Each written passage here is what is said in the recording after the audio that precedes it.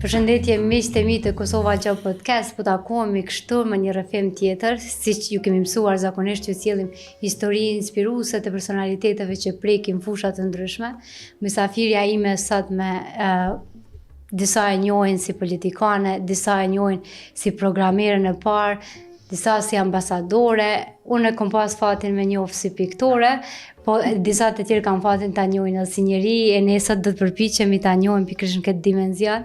E kam të Uta Saqin, mirë se erdhe, shumë kënaqësi me të pas të dhe faleminderit që pa hezitim pranove me qenë pjesë e këtij podcasti. Faleminderit shumë për ftesë, në fakt kur fton Gileura nuk moj me thoni jo. Se profesionalizmi yt në punë, po edhe ma tepër ajo ana njerëzore, ajo afërsia, ai rezatimi pozitiv të bën kështu si person të veçantë. Faleminderit shumë të Uta. Unë të njohta nëpërmjet ngjyrave, nëpërmjet pikturave, pash prizrenin, pash teknika ndryshme të kafes, edhe gjithmonë kur flitet për të Utën, unë e ruaj atë imazhin si piktore, sepse mundona me i mbajt mend njerëzit ashtu siç unë një, jo siç paraqiten. Të Utë ju e fillut rrugtimin Prizren, aq sa kam kuptu, edhe keni zgjedh një fushë jo fort zakonshme atë kohë për vajzat. Madje nga ndonjëherë sfiduese edhe sot për vajzat. A më tregon pak ç'është ishte ajo fëmiria edhe ai orientimi në karrierë?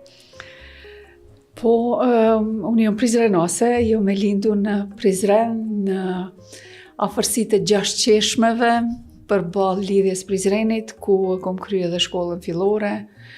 Babi im ka qenë arsimtari teknikës edhe neve fëmijëve, sidomos unë si e para, si fëmiu më i madh, kom qenë në influencën e teknikës, e të shkencës, e të fizikës prej tij.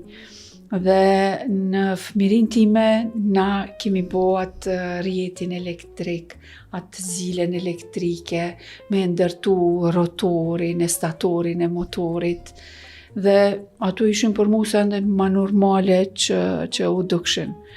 Ose pastaj me vllaun, me bicikla, me rollera, me udhtu nëpër rrugët e Prizrenit, lumi, kaldrëma, dhe çdo herë mendoj që çdo fëmijë, po secili i rritur me një emocion të veçantë kujton ato ditë e fëmirisë. Po pastaj shkollën e mesme kom kryer në Prishtinë. Ishte një shkollë shumë e veçantë, ishte gjimnazi matematikor, i konceptuar që të identifikon talentat e matematikës, të teknikës, kudo në trojet shqipfolse në Jugosllavinë e atëhershme.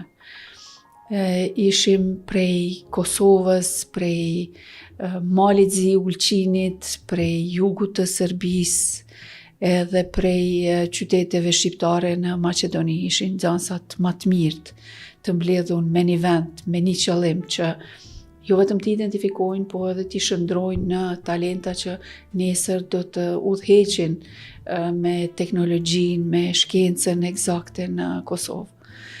Ka qenë një gjimnaz shumë i vështirë. Fatkeqësisht unë kom qenë vajza e vetme në gjenerat, një gjenerat para meje s'ka pas asnjë vajzë.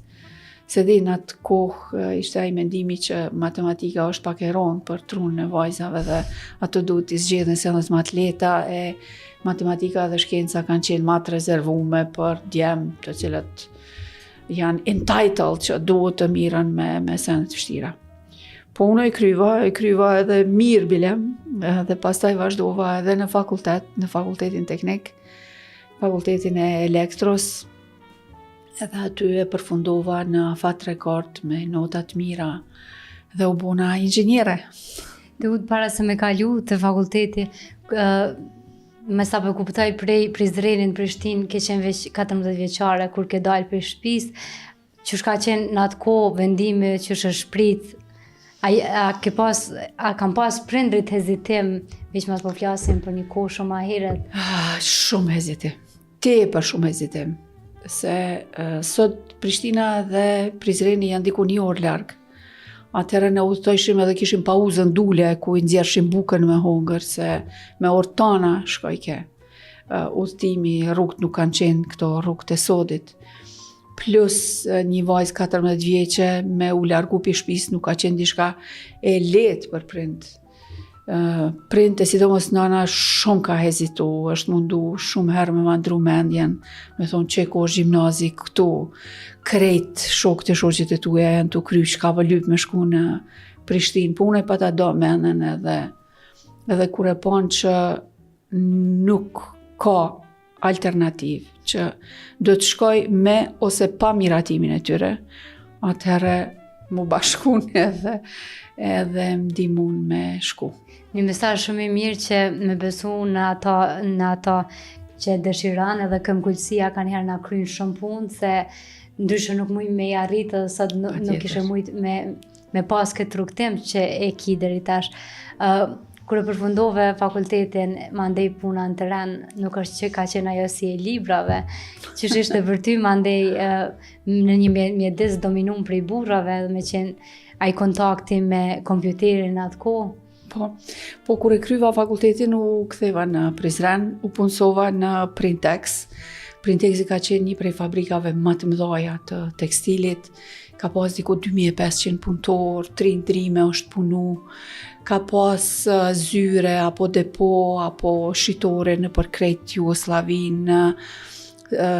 Në Prishtinë ka qenë depoja ku është Boro Ramizi, në Shkupe ka pas një zyre edhe depo të madhe, Zagreb ka qenë tjetra edhe shitore gjithka në për Jugosllavinë. Unë aty u punësova si inxhiniere e mirëmbajtjes, me punë në laborator, në riparimin e atyne kartelave të makinave, në tjertore ku bashkë me inxhinierat tjerë punojshim në mirëmbajtje, në riparim, merrshim pjesë në remontet e makinave, bile edhe sot kur e përmendim duket që po e ni atë erën e atij metalit të nxehtë të makinave të punu dhe kam kujtimet jashtëzakonisht mira prej asaj kohe. Po përderisa punojsha si inxhiniere në mirëmbajtje, një kolegi imi, Fikret Maloku i ndjer, më tregoi që fabrika kish blet 2 PC, personal computer. Jemi të folë për 85-ën, fillimi i 86-ës. Edhe tha, po e kanë mshel diku me një depo dhe janë të prit më ardh dikush prej Beogradit me bo software, me bo programe për kontabilitet, për rroga e tjera. Po unë qysh jo person kështu shumë energjik. I thash, qysh bre, pe Beogradit? Po thash, na jena inxhiniera. Po thot, na s'kemi programu kur. Ai i thash, edhe ata s'kan programu kur, dikur kanë mësu, hajde. Edhe shkum të drejtori, e morëm qilsin, e nxera këtë kompjuterin, po e dhezi me vnum në rrym, s'ka kur gjuhë do, as sistem operativ, as gjuhë programuese, kur gjuhë veç metal. Edhe po e pyes drejtorin, po thom, ku janë disketat? Aty janë kon ato do disketa 525 që të mëdhaja. Jo, po thot, ç'to na ka ardhur edhe kur të vinë ata kanë me programu. Jo, thash, unë kom me programu. E qysh, thash, hajde të shkojmë në Beograd, se prej Beogradit i kishin ble. Thash, edhe ti kërkojmë. Ti kërkojmë udhëzimet, ti kërkojmë disketat me sistem operativ, MS-DOS, si jemi të folë për Windows. Gjua programuese GW Basic ka qenë, edhe në gazetat e cilat unë rregullisht i merrsha, ishte një përshkrim i Oliveti M24, çka vjen me ato edhe me çfarë gjuhe.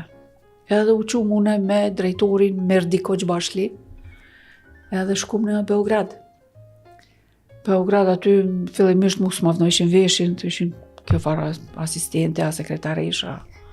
E drejtorit. Edhe folshin me drejtorin, të ishin do të vime, do të bojme, do të, dikur une thash nalu stop. Thash para se me vazhdu do të, thash disketat me sistem operativ, disketën me gjuhë programuese edhe udhëzimet. Tek atëherë u thotha kush je ti? Thash unë jam inxhiniere. Thash unë kom i programu qëto. Jo, mërtha, ajo është punë e ronë. Thash disketat që ti këtu. edhe ja nisën jo anë, jo tek ne, une u ktheva ka drejtorit, është drejtar. Ktheja kompjuterat. Tash e kom gjetë ofertusin tjetër në Zagreb. E marrim atje dhe e marrim komplet. Tek atër u nalën, thojnë, prit pak. Edhe i fotokopjun udhëzimet edhe na i dhanë 2 disketa, njona me sistem operativ, tjetra me GW Basic. I murëm edhe u kthym. Isha ujtë çka i punë vetit. Kërkush që e njësha, asnjë profesori jemi, nuk kish punu kurrë në PC, krejt kishin punu në ato mainframe-at e mëdhej në bank, apo në ministri, në polici e në këto tjerat. Atëre e krysha turnin tim si inxhiniere në mirëmbajtje prej orës 6-5 kur janë nisshëm. Edhe me njëherë shkojsha në zyren me kompjuter. Edhe nisa me programu. Po fillimisht u dash në mësu që shbohen rrogat, e ajo nuk ka qenë një proces i lehtë, se fabrika ka qenë fabrikë me 100 lloje të punëve, me ndrime të ndryshme. Sa punojnës kanë qenë? 2500 punojnës. Edhe u bo programi i rrugave, u bo programi i kontabilitetit financiar, i kontabilitetit material, edhe 2 PC-t veç hinë në punë, edhe u kthy me fjalorën e sotëm janë nisi digitalizimi i administratës. Po pastaj u martova e burrim në Gjakov. Ishte i Gjakovës e u dash me u transferu, me shku në Gjakov që nuk e bash e let edhe për këta të Printexit me mlshu me shku. Në Gjakov u punësova në Erenikut, Gjakovës prap gjigant, fabrike madhe. Edhe aty s'kish pas kompjutera, edhe arrita me i bind me ble. Po tash jo PC, po me ble një kompjuter ma të madh, ka qenë Digital Microvax. Ulem kujtohet deri ndërtesa, deri dhomat që kanë me qenë, i kom vizatu, i kom dimenzionu edhe rrymën special me ardh prej travostacionit direkt me ardh, aty që me qenë me pasat pavarësin, me pod të dyfisht, me kabla në ndërtes, po Ereniku nuk ka qenë vetëm një ndërtes, Ereniku e ka pas fabrikën e langjeve, ka pas këto tregtin, e ka pas podrumin e venës, e ka pas fermën e pulave, ka pas deg në çdo vend. E më kujtohet kur mora mi u spjegu për kompjuterin që shka me punu, erdhën krejt drejtorat, edhe janë nisën me pyet. Mirë të u thëshën, me kabla i lidhim këto në katin e 2 e 3, po qysh do mi lidh fabrikën e langjeve, apo qysh do mi lidh podrumin, apo qysh do mi lidh Shkupin a Prishtinën. Po unë kesh përgadit për çdo opsion. Para se me shku në mbledhje, unë pata shku në post, edhe pata shiqu qysh mundem me lidhjen, se lidhje telefonike ka pas prej fabrikës langjeve deri në post, ka pas lidhje prej postës deri te administrata, edhe aty me drejtorin e postës arritëm me i lidh ato dy lidhje telefonike edhe me bo si një kabel. Edhe u vendos pastaj në fabrikë langjeve terminali i mençur, i thëshëm, një PC. Aty kanë PC-t të cilat punojshin dhe gjatë natës e transferojshin informatën në kompjuterin qendror.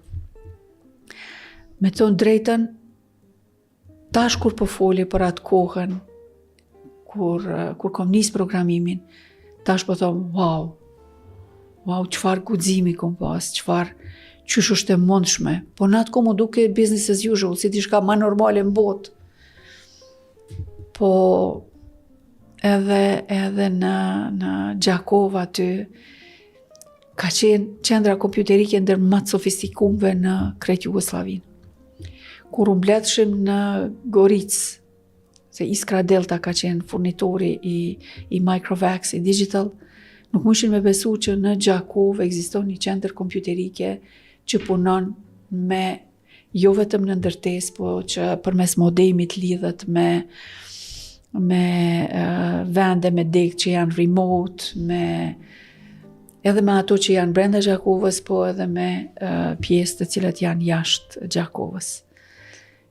Me një fjallë, pas ke lehtësu shumë punën aty në fabrikave ku ke punu, edhe pse ke lanë Prizrenin, prap e ke vendos një standard që me ndjek, edhe që po mblan për shtypje, edhe që mundet me qenë mesazh edhe për gjeneratat e reja, kur e ofron një zgjidhje ose një opsion, ti ofrosh gjithë planin, për çdo, sepse zakonisht vinë me një opsion edhe çka tutje, ti ke shku edhe ke hulumtu drejt në pikën më të fundit se si mundet me u zgjidh këtë plani i veprimit. Faleminderit te u që u ktheve pak në kohë edhe na shpjegove këtë histori. Po besoj që gjatë punës ke pas edhe përvoja në teren, edhe në lartësi, edhe në mjedise të ndryshme, që ka qenë kjo puna në teren. Po, edhe aty është dash një farë guximi. Po, vërtet ashtu. Unë për vitet tona kom jetu prej programimit, kom shkru programe për kompanitë ndryshme, për kontabilitet e tjera, po përveç asaj kom bajt edhe një numër të madh të trajnimeve dhe me mia njerëz kanë mësu prej meje qysh përdoret interneti, qysh përdoren këto search engine-at, e-mailet e parë ndoshta kanë hap me mua, apo Wordin, Excelin, aksesin e parë në Kosovë, pa ta nis me dhon trajnim për akses mbas luftës. Edhe mbas luftës, në fakt, e fillova kompaninë time. Përsëri edhe një sfidë, edhe një punë që tradicionalisht nuk është fushë e grave. E nisa kompaninë për Motorola. Kom qenë dileri i Motorolës, shumë vite ma vonë kom kuptu që isha konë gruaja vetme si dilere e Motorolës.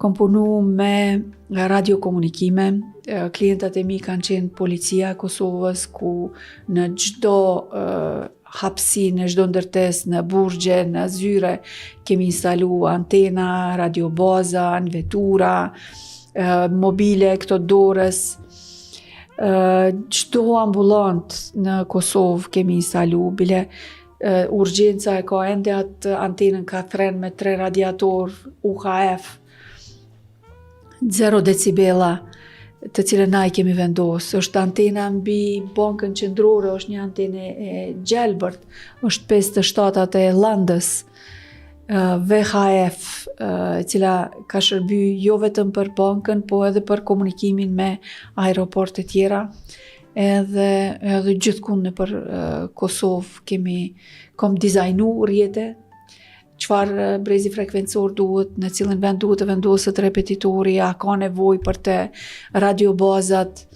Bashkë me teknik kemi punu, kom hap komplet kirrin, pjesën e përparme për me mujt me vendos kablat apo radion për vetur. Kom hap këtë kulmin për me vendos antenan ose me i lidh me bateri. Kom pas rast me hyp në për shtylla. Shtylla më e nalta ku kom hyp ka qenë 85 metra. Në cëllin vend në Kosovë? Në Hantelezit e kom pas klientin, edhe në atë kohë, fillimi i 2000-tave, telefonia mobile nuk ka qenë e fuqishme dhe ata kishin nevojë me komuniku me gurthysin. E gurthysin e kishin mbas malit, edhe e kishin të pamundshme me komuniku. Më thirrën me u bë zgjidhje, unë analizova terrenin edhe i thash që keni nevojë me vendos një repetitor në shtyllë në pjesën më të lartën të mundshme në Hantelezit. Ajo pjesa ishte paranxemsja. Paranxemsja ishte 85 metra, që ashtu që shumë thanë se unë se kom matë sa nalt është.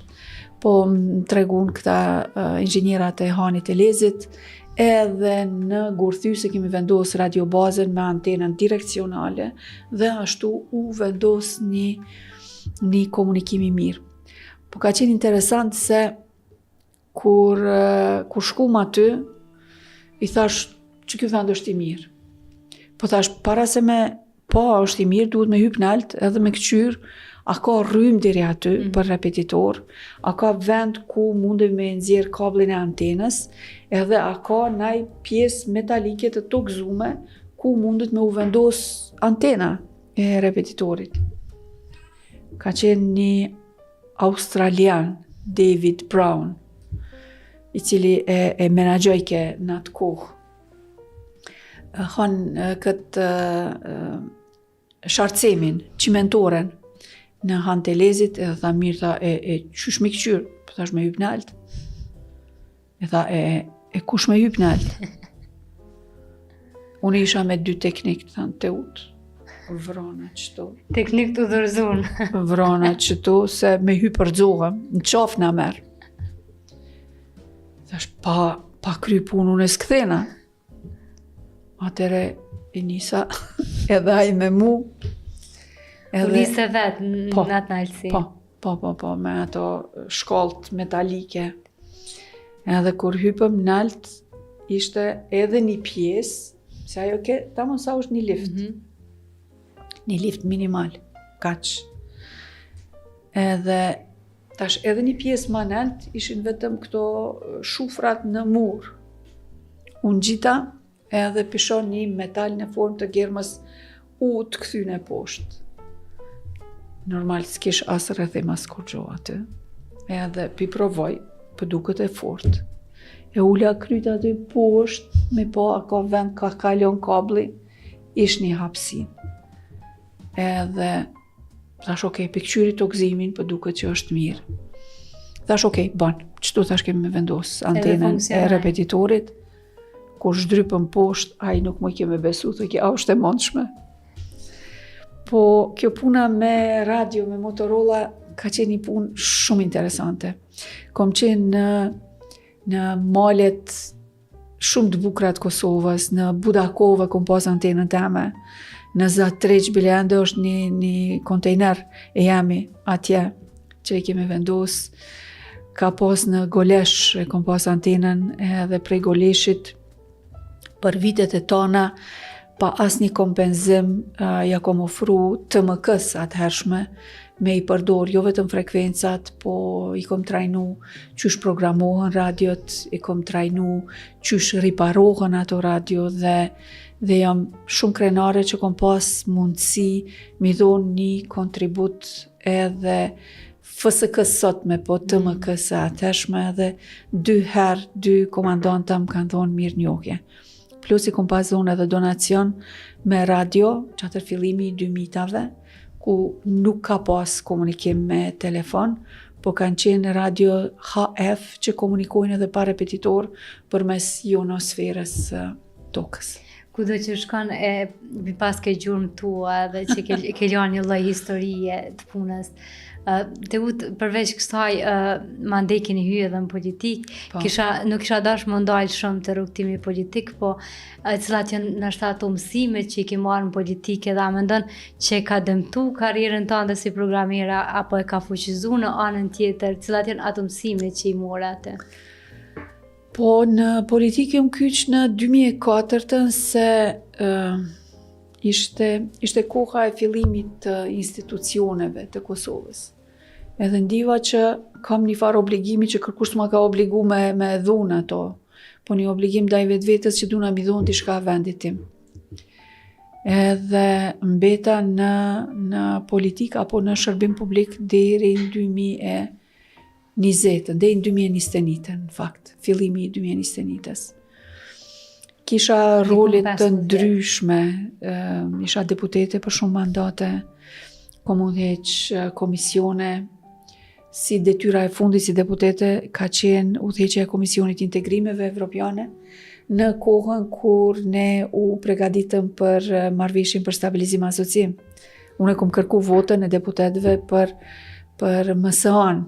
Atëherë ka qenë një punë bukur e madhe, një bashkëpunim shumë i mirë me qeverin, donë se unë isha opozit, po interesi i Kosovës ka qenë që MSA-ja tjetë sa më mirë e punume. Pastaj kom qenë ambasadore,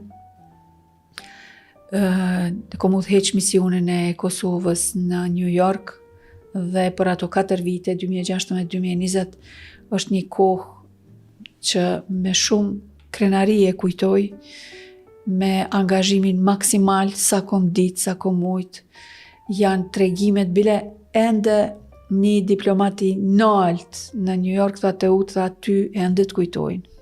E Kosova plus as nuk është pjesë e UN-it. Dhe ambasador të UN-it e ndët përmendin për punën të cilën e kanë bo. Po jo veç ambasador. Prej New Yorkut kam një miqësi tepër të mirë me diasporën tonë. Kanë qenë pjesë shumë e rëndësishme e punës time, kanë qenë gjithmonë të ftuar në çka do që kam organizu, edhe mu më kanë ftu gjithmonë me qenë si pjesë e tyre. Unë ende ata i quj si familja eme e madhe në New York. Cilat janë ndoshta ato tregimet e pikërisht këtij lobimi që keni bërë për Kosovën, ato tregimet më të veçanta që i ruan dhe i tregon? Janë dy sene që kanë lënë gjurmë në historinë e Kosovës. Njëna është ndrimi i frekuencës së raportimit për Kosovën prej mbarimit të luftës 99-ën deri në 2018 ka qenë 4 herë në vit është raportu për Kosovën. E çdo raportim në fakt ka qenë shfrytëzim prej Rusisë, prej Serbisë, që me denigru Kosovën, me tregu që Kosova është një vend ku shkelen të drejtat e njeriut, ku, domethënë çka do që t'ju kujtohet. Me një punë tepër kështu sistematike dhe të afërt me, sidomos me misionin e Britanisë, me misionin e Amerikës, arritëm që mas 5 herave, spari provu me Egjiptin, provu me Polonin, me Kuvajtin, me Italin, asnjëra nuk boni punë. Dhe në gusht të 2018 ishte ambasadorja Karin Pierce, një mike e madhe e Kosovës, e cila se Britania e pat udhëheqjen e Këshillit të Sigurimit dhe aty tha nuk do ta shtim. Ishte fati jon që në qatë kohë për një numër ma shumë ishin këta miq të Kosovës dhe nëse dilken votim, na fitojshim.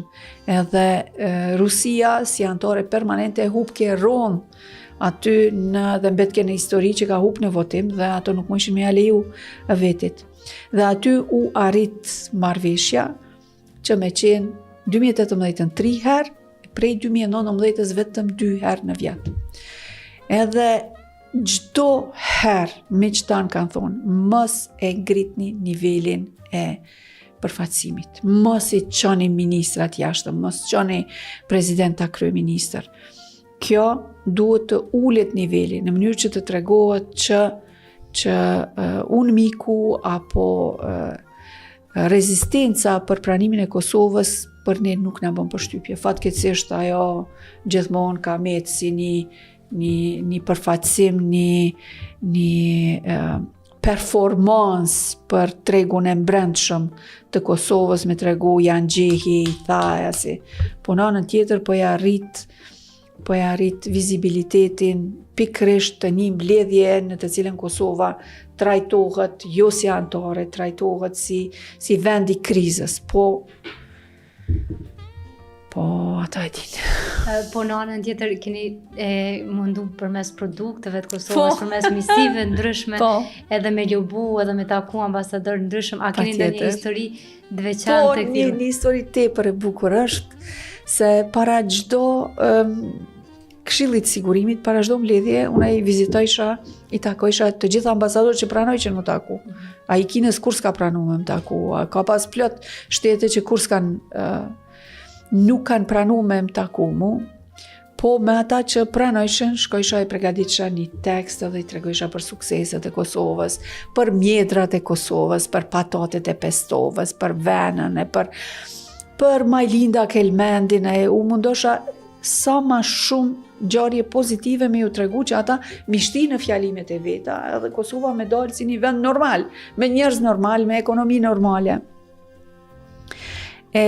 Në nëntor të 2016 shkova e takova dhe ambasadorin japonez, Yoshifumi Okamura. Edhe ati a e mora e qova në drejt të një restoran italian, restoran shqiptar. edhe aty kamarierat të gjithë vishin, se m'jishin edhe prej jetës time të përpashme si deputete, na folshin, ofrojshin, e nderojshin ambasadorin, ati i buni shumë përshtypje. Edhe pas drekës e qova në hapësinat e konsulatës, ku hapësinat e konsulatës i kom pas shëndru në ekspozit. Edhe i tregova për Kosovën. Se cilën fotografi unë alësha dhe nga një tregim ekstra.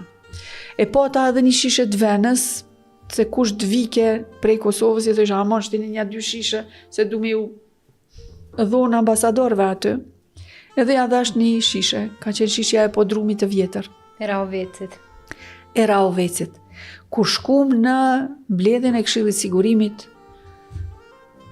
ambasadori japoneze ka pas tregimin komplet tjetër, komplet jo standard. E nisi me ato që 99-ën kom qenë me unë mik në Kosovë, në regionin e Rahovecit. Edhe aty e kom taku një person, një burr.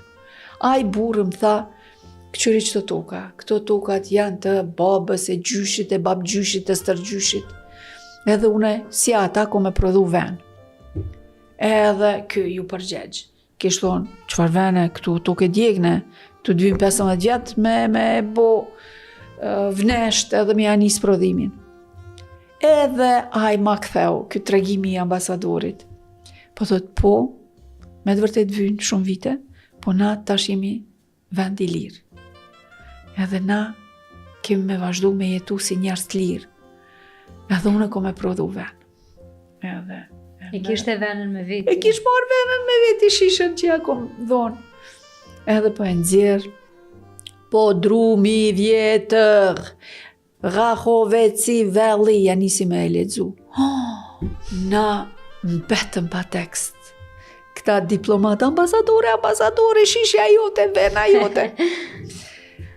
Edhe e përfundan thot, Kosova nuk është më vendi djegun. Kjo shishe është tregimi Kosovës. Kosova është vend i njerëzve si na. I njerëzve të cilët jetojnë pi punës tyne. Edhe i njerëzve edhe shtet i cili meriton më ullë me ne këtu. E jo mu diskutu për të si një vend i krizës. Ajo ke kur s'ka ndodhë që një produkt të qitet në tavolinën e Këshillit të Sigurimit, gjë e cila normal e shkaktoi edhe revoltën e ambasadorit rus, Safronkov, edhe ai lypi fjalën edhe tha, "Benjer, tha largoj atë shishet venas pej tavolinës së shejt të Këshillit të Sigurimit." Na delegacioni unë qyshu gëzum për fjalët e japonezit, u ngrim kur foli i Rusis, tha, ma thu, qka u ka do me ndodhë? Po japonezi ish pregadit, ftyrën si merë pas një ndjenjë, tha, para se martë këtu, tha, unë e kom lexu rregulloren. Tha, aty kërkon së përmendet as vena, as shishja. Shishja e mërën këtu. Ajo ketë asi promovimi i Kosovës që s'ka ndodhë as njëherë. S'ka pas me diplomatën ftyrë tokës që nuk e ka marrë vesh për atë ngjarje në Këshill të Sigurimit, trupin më të lartin të Kombeve të Bashkuara.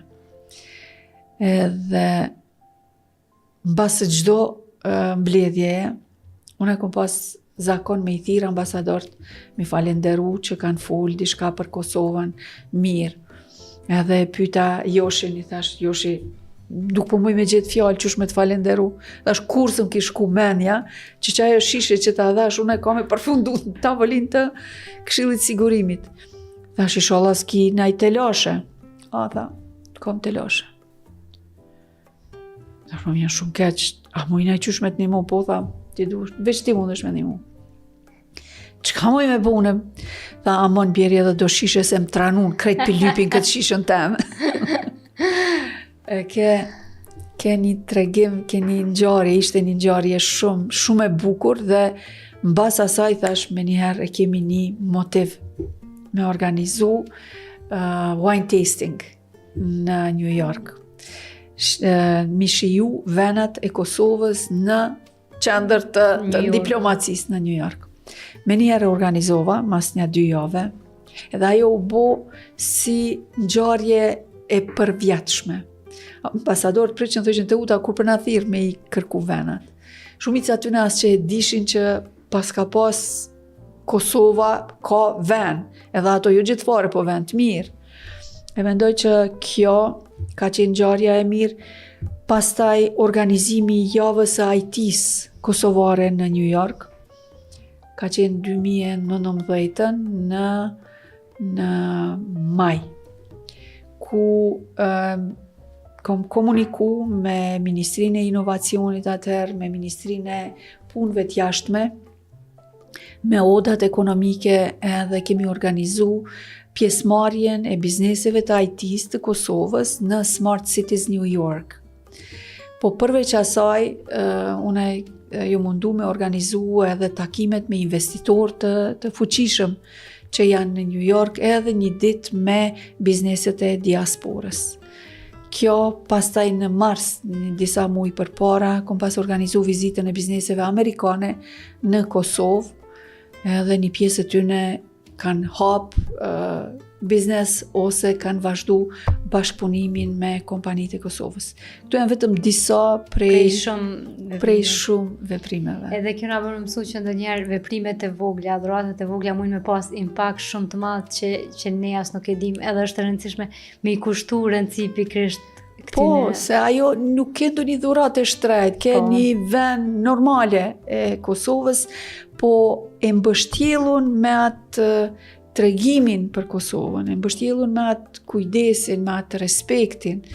E prandaj ajo edhe boni një përshtypje shumë të mirë. Të udhme që ke qenë themi edhe programerja e parë, po du më ta bëj një pyetje, a ka qenë më vështirë me qenë programere a politikane në Kosovë? Cilën do punë që e kom nisur me shumë dashuni, me shumë pasion, me 100% të kapacitetit tim. Edhe në secilën prej tyre, unë krenona për çdo minutë që I kom shërby vendit tim, që kom qenë aty me dhonë propozime, me votu, me fillu projekte të ndryshme, ligje të ndryshme, edhe sot e kësaj dite janë projekte të cilat vazhdojnë edhe pa mu se kanë qenë të vendosura në bazat të mira, në bazat të duhura dhe vazhdojnë. Për shembull, kjo Week of Women, unë edhe emnin edhe logon ja kom dizajnu, qysh do të duket, të pa ta thirr NDI-in si bashkëpunëtore me grupin e grave të parlamentare, ajo ende funksionon. Është rrit, është gjanu. Një pjesë tjetër, një projekt tjetër që e kom pas nisë është me OSBE-n për Akademinë e Dialogut, Dialogue Academy. Edhe sot vjen dikush e thot, nuk e di a keni dëgjuar ndonjëherë për Dialogue Academy.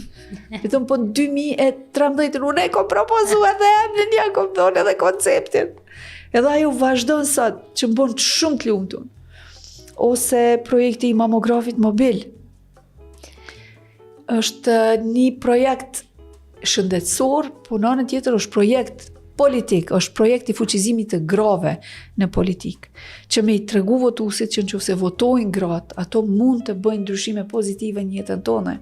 Prandaj ka qenë një bashkëdyzim I cili ka afru prej bizneseve, prej njerëz të zakonshëm, kanë ardhur 10 euro kanë qitë në llogari se KCSF-ja ka qenë organizata e cila I ka menaxhu paret, ndërsa ambasada norvegjeze dhe holandeze kanë mbikëqyr bashkë me ministrinë. Unë kom shku, veç kom lyp pare, e krejt paret kanë shku direkt atje, as I kom prek, as I kom pa. Po ka bo impakt, ka shku në për çdo fshat Kosovës. Gratë të cilat nuk kanë mujt me shku me bo një mamografi ka shku aty edhe ka kry punën. Prandaj janë këto edhe shumë tjera të cilat me shumë emocion një kujtoj edhe vjen mirë që kom pas mundësi aty ku kom qenë me dhonë një kontribut për vendin tim. Por që të dyja I kam pas jashtëzakonisht edhe sfidat e tyne edhe mësimet rrugës. Patjetër. Qysh I keti kalu ndoshta ato sfidat në atë kohë më përballë me dy fusha ku gratë nuk kanë qenë edhe shumë përfaqësume, nuk kanë qenë shumë pjesë e këtyre grupeve. Po, për programere, une tankon kërkoj me gjetë kush ka qenë gru që ka programu në atë kohë, shpresoj që një ditë ko me gjetë edhe najkon që me u gëzu që ka pas tjera, po deri tash nuk po muj me gjetë kush ka programu në 1985 apo ma herët. Nuk po i ngjeja ato programet në shkolla që kemi mësu, po programe komerciale, programe për fabrika, programe për organizata, për biznese. Edhe sfidat normal që ka pas sfida. Më kujtohet një sfidë kështu pak si qesharake tash duket, kur kom pas bo programin për një naft, për një pump të naftës. Edhe e qova disketën, e shtina aty, e bajta fajlin, i tregova që shpunan, edhe ai tha qysh tha, pylyp ton qëto pare për 5 minuta puna. Edhe i thash për më ardhë mi kry qëto për 5 minuta, une jove që është dash mi kry shkollë, po është dash edhe tepër shumë me vite me punu për me mujtë kjo me u baj. Po atër ende ai koncepti i softverit nuk ka qenë shumë i njofton, kanë qenë qëto e prek edhe që kjo është. Ose kur kemi marrë me shti në inventar softverin Gjakov të Microvaxit, Kobolin, gjuhën programuse, ai depoisti thoi ke, ku është? Po du mi prek atë gjuhë programuse. Po thesha, po s'mundesh mi prek gjuhën programuse, është aty mrena në kompjuter. Jo dhe ke du dishka që me janë gjitë etiketën. Kur ti ngjitët etiketa e di që kjo është inventar edhe pronë e fabrikës. S'më isha më marrë vesh, dikur thash, okej, e mora një disket, e instalova aty Kobolin, edhe i thash, që kjo është? Pa tha une që sa jëm të lypë, tha, dhe më tregu ku është me janë gjitë etiketën, s'ma jepshe. Okej, po më zgjidhje. Më rëndësi etiketa. Më gjithë. Sot kemi shumë programera talentum në Kosovë edhe Fatmirësisht. kemi edhe vajza shumë megjithatë vajzat në këtë fushë prap janë në një prezencë më të ulët edhe në vende të ndryshme. Po që shësheti tash këtë ndikim edhe që shëshet ndikimin e inteligjencës artificiale në punën tonë. Unë lexova një artikull shkruante një punonjës si LinkedIn-it e ke jo çdo kush tash do të mja nisë më programu brenda natës, po gjithë do të jemi të vetëdijshëm për rolin që inteligjenca artificiale ka me lujtë në përditshmërinë e secillit. Që shësheti të ardhmen e punësimit tash me ndikimin e inteligjencës artificiale, a do të më ju friksu, a do të më përqafu? Mi përqafu pa tjetër, se nuk i zgjidhje tjetër. Une në 2021 u largova prej shërbimit publik dhe vendosa mi u rikthy profesionit jam. Unë jam inxhiniere, unë jam master i elektronikës edhe i shkencave kompjuterike, po që ato gjuhë programuse që i kom punu une, edhe që ato sistemet operative këta trida kur si kishin dëgju. Edhe ishte një kohë që më dashke me fol me Teutën, që ka me bo tash, kah me shku tash. Edhe vendosa mu bo prap studente. Në cilën moshë? Në moshën 61-62 vjeqe. Edhe shumica planifikojnë si të pensionohen, ndërsa Teuta kthehet përsëri. Jo, kthena përsëri. Edhe hina në Universitet të Luksemburgut, e kryva mas pari për business management. Masën e kryva artificial intelligence, po artificial intelligence në atë thelbin e saj, me matematikën e saj, me grafet.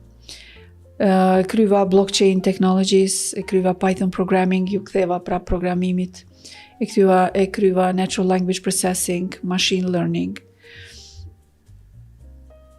Në anën tjetër, u certifikova në institutin më të njohur në botë për konsulencë, si Digital Transformation Expert, Certified Digital Transformation Expert, si Certified Management Consultant.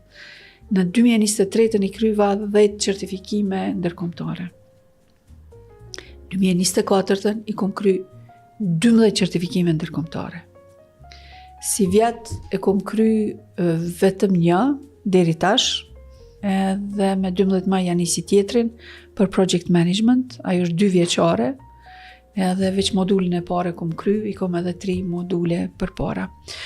Në inteligjencë artificiale, unë nuk kom mujt me leju vetit me fol, me të nime, po i kom hi studimit të inteligjencës artificiale, bashk me mësimin e maqinës, me mënyrën se qysh punon ChatGPT-a me natural language processing, large language models, me atë matematikën e rrjeteve neuronale, me gradienta, me tangentin hiperbolik apo sigmoidin, me atë backtracking algorithm, mënyrën se qysh prej jo linearës kthehet në dalje në lineare, gjë e cila është thelbi i mësimit të maqinës, i inteligjencës artificiale, dhe atër isha e gatshme me fol për AI. Në anën tjetër, organizatat të cilën e kam, Women in Tech, si vjet i bon 4 vjet, dhe është pjesë e një rrjeti global në krejt botën me 60 deg në çdo kontinent të botës, dhe ne për detyrë kemi me përhap atë dijen në teknologji. Dijen të vajzat, po jo vetëm të vajzat edhe gratë, po edhe të djemë dhe burra. Tash sapo e kemi kry një trajnim tepër të mirë, që ishte i mbështetun me prej Lux David, ku në 3 grupe për nga 10 ditë kanë mësu për transformim digital, për inteligjencë artificiale, për sigurinë kibernetike, për qasje në financa, për soft skills, për aftësitë e buta. Me mentor kanë punu qysh me e bo pitch të investitori, qysh me e pregaditat pitch deckun e një kompanije, edhe kanë dalë sikur Shark Tank para afaristave shumë të zot të Kosovës, e kanë mbrojt qëndrimin, kanë bo webfaqe, edhe pjesëmarrës të cilët nuk janë fare në teknologji, që e kanë psikologjinë apo tjetër, edhe ata kanë arrit përmes trajnimeve tona me e kry, me i bo webfaqet fenomenale. Dhe 2 grupe, 6 për ty në erdhen me mu në Luxemburg, në javën e kalume, edhe ke një vizit studimore jashtëzakonisht e mirë. Isha shumë krenare me këta 3 tonë, anglishtën e folshin fenomenal, rrjedhshëm, ishin në gjendje mi forpsu mirë fjalit, kishin kapacitete që kanë mësu me të vërtet mirë, edhe ishte një trajnim tepër i mirë. Tash prej të hanës vazhdojmë edhe me trajnime tjera, me donator tjerë. Është pasioni im, është pasioni që ato shka di, apo shka moj me ja pasu edhe të tjerve. Edhe gjeneratës re, po edhe gjeneratave tona. Edhe një mesazh shumë i mirë që jo njerëzit me moshën dorëzohen edhe thonë që shpesh e një gjenerata ju në pat, po kështu që është shumë e rëndësishme që trunin me mbajnë forma, ashtu siç kujdesemi për mirëqenien fizike edhe për mësimin edhe për trajnime të tilla, ndoshta një mesazh shumë i mirë. Patjetër, edhe mendoj që duhet edhe të forcohet ky mesazh. Mu kur më pyesin sa vjeç je, i them 63 e re. Edhe kam shumë plane për para, jom të mësu gjuhën e 7, 6 gjuhë i flas, tash edhe gjuhën e 7, se shpejti do ta shtoj, ta në kohën. Cilën gjuhë po planifikon ta mësosh? Tash jom të mësu spanjollishtën. Përndryshe e foli shqip, serbisht, turqisht, anglisht, italisht, frangjishtën 50 vjeç e kam mësu, edhe spanjollishtën tash po e mësoj. Nuk ka pretekste për trit që kur i kanë edhe qoftë 25 vjet, unë nuk mund të më mësu më anglishtën ose nuk. Çdo herë mundesh, çdo herë. Pra të uta moshën 63 vjeçare, po e mëson gjuhën e 7. Gjuhën e 7.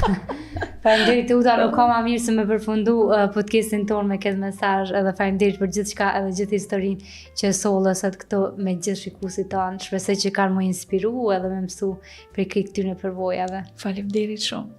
Shikues të dashur, faleminderit që qëndruat me neve së bashku. E kemi dëgjuar kështu rrëfimin e Teuta Saatçis, e cila na ka treguar që nga hapa të parë, ku zgjodhi si 14 vjeçare të largohet nga vendindja e saj Prizreni për ta ndjek fushën e matematikës, e mandej programimit deri tek veprimtaria e saj për shumë vende të ndryshme të Kosovës, pastaj tek diplomacia, tek puna e saj si ambasadore në politikë, e deri te shumë mësime të mira që na dha se si të mos dorëzohemi asnjëherë edhe të mos dorëzohemi pranë mundësisë për të mësuar gjëra të reja. Ne bashkë takohemi në rrëfimin e radhës.